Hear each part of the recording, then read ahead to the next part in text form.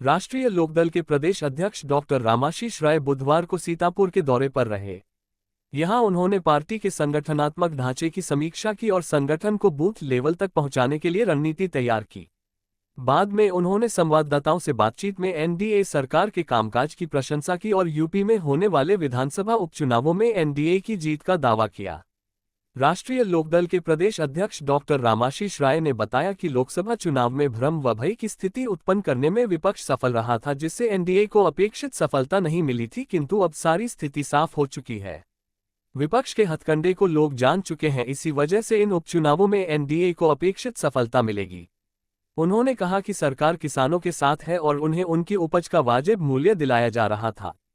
राष्ट्रीय लोकदल पूरे प्रदेश में अपने संगठन की समीक्षा कर रहा है और उसको बूथ लेवल तक ले जाने के लिए रणनीति बना रहा है। उसी क्रम में आज सीतापुर की बैठक की, इसमें संगठन की समीक्षा भी हुई और आगे के लिए संगठन को कैसे मजबूत किया जाए इस पर चर्चा हुई। ये हमारे राष्ट्रीय अध्यक्ष जी हमारे मंत्री हैं और उन पर बहुत बड़ी जिम्मेदारी दी गई है। कौशल विकास प्रधानमंत्री के एजेंडे में सबसे महत्वपूर्ण मंत्रालय है और ऐसे मंत्रालय की जिम्मेदारी हमारे राष्ट्रीय अध्यक्ष चौधरी जयंत सिंह के कंधों पर दी गई है और वो पूरे देश में प्रदेश में बड़े मन से प्रयास कर रहे हैं कि जमीनी स्तर पर कैसे कार्यक्रमों को उतारा जाए। कौशल विकास एक बहुत बड़ा मंत्रालय है और इसके माध्यम से हम नौजवानों को टेक्निकल रूप से प्रशिक्षित कर उनकी बेरोजगारी की जो बढ़ती हुई रफ्तार है इसे रोक सकते हैं।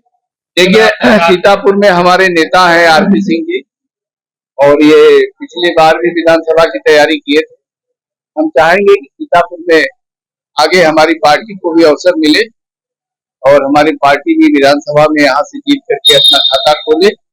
इसके लिए हम रणनीति बनाएंगे। देखिए कहीं कहीं कुछ समस्याएं आ रही हैं, लेकिन वो सुनवाई केवल आरएलडी की ही नहीं हो रही है बल्कि अन्य दलों के बारे में भी ये शिकायतें आ रही है। अब इस पर माननीय मुख्यमंत्री जी से हम लोग बात करेंगे। देखिए चुनाव जो होने हैं, इस चुनाव में भारी समर्थन जो है एनडीए को मिलेगा।